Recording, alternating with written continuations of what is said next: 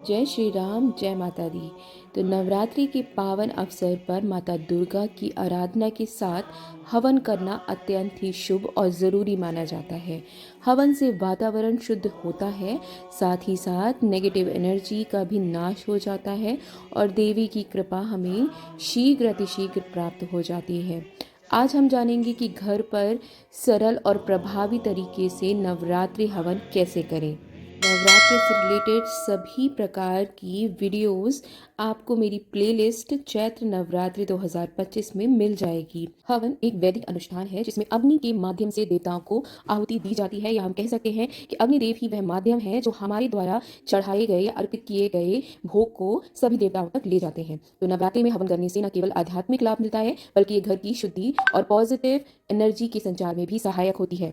हवन सामग्री मैंने आपको पहले ही बताई हुई है, लेकिन एक बार फिर से मैं बता देती हूँ कि हवन कुंड चाहिए हमें आम की सूखी लकड़ियाँ, कपूर, शुद्ध देसी घी, हवन सामग्री जिसमें जौ, तिल, चावल, गूगल, इलायची, लौंग, लोबान आदि चीज़ें होंगी। पान, सुपारी, लौंग, जायफल, नारियल, गंगा जल, धूप, दीप, पुष्प नैवेद्य होगा। साथ ही यदि आप विशेष आहुतियाँ देने वाले हैं तो उनकी भी सामग्री होगी। मैं डिस्क्रिप्शन में सभी प्रकार की सामग्री लिखने वाली हूँ। आप सभी सामग्री एकत्र करके एक स्वच्छ स्थान का चयन करें। कोशिश करिए जो यजमान होंगे उनका जो मुख है वो पूर्व दिशा की ओर हो, ऐसा स्थान चुनें। और स्थान का चयन करते वक्त शांति और हवादार स्थान चुने तो ज़्यादा अच्छा होगा। हवन कुंड की स्थापना करनी है। अब आपको स्थान को गंगा जल छिड़क कर स्वच्छ कर लें। आसन ग्रहण करने, लेकिन आसन ग्रहण करते वक्त पूर्व या उत्तर दिशा की ओर मुख करके बैठना यजमान के लिए अच्छा रहेगा।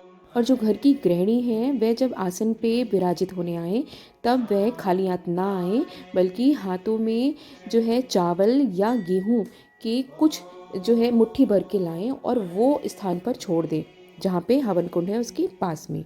अब सभी घर के मेंबर्स बैठ जाएं और जो संकल्प लेने का कार्य है वो मुख्यतः जो मुखिया हैं उनको करना है। हाथ में जल, अक्षत और पुष्प लेकर संकल्प लें। 1 रुपए का सिक्का अवश्य रख लें और संकल्प लेने की विधि भी मैंने बताई हुई है, आप वो देख सकते हैं, मैं डिस्क्रिप्शन में लिंक डाल दूंगी। अब नवरात्रि के पावन अवसर पर माता दुर्गा की कृपा प्राप्ति के लिए और घर में सुख शांति के लिए आप हवन कर रहे हैं, ऐसा माता से मन ही मन कहें। अब अग्नि प्रज्वलन करना है और हवन कुंड में आपको लकड़ियां रखनी है, लेकिन लकड़ियों को रखने के लिए आपको 5 आम की छोटी लकड़ियां लेनी है, जिनको ठीक तरीके से दोनों ओर से घी में डुबोना है। इन लकड़ियों को अब आपको यज्ञ वेदी पे रख देना है। अब गणेश जी, नवग्रह, देवी माँ और अन्य देवी देवताओं का आवाहन करना है।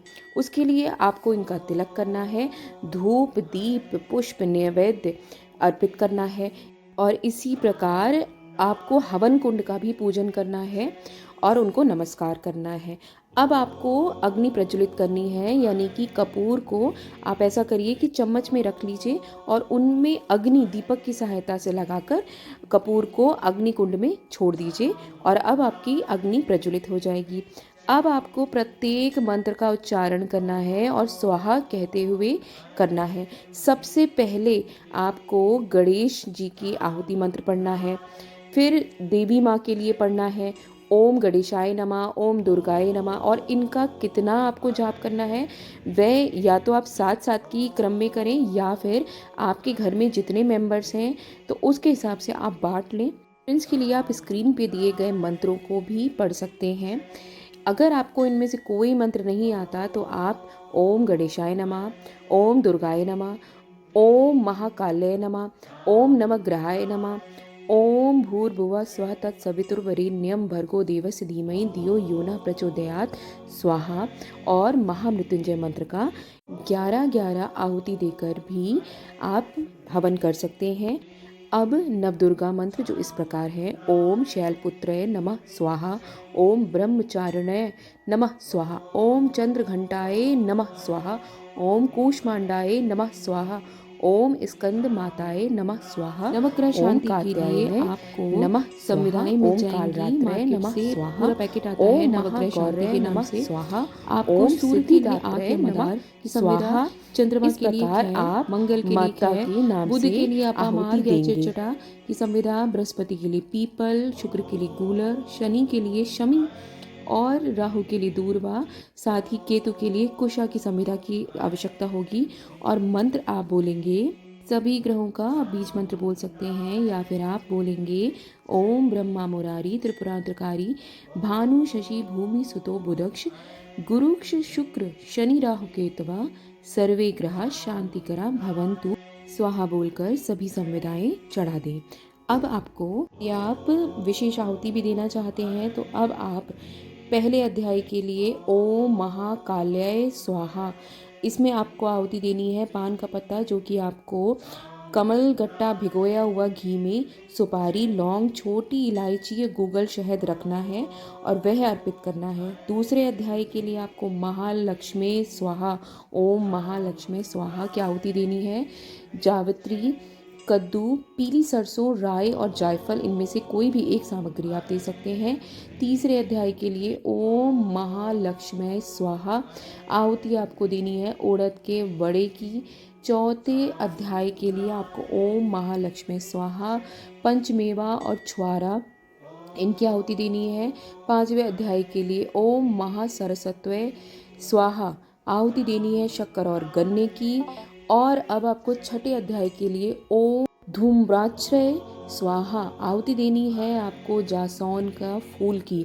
यदि ये सामग्री नहीं है तो कोई बात नहीं, आप हवन सामग्री ही अर्पित कर दें, कोई प्रॉब्लम की बात नहीं है। अब सातवें अध्याय के लिए ओम चामुंडाए स्वाहा आहुति दें बिल्व पत्र और पालक से।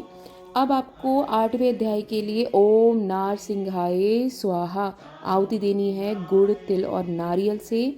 नवा अध्याय के लिए आपको देना है ओम शाकंभरय स्वाहा आहुति देनी है साबुत धनिया, सौंफ और मिश्री से।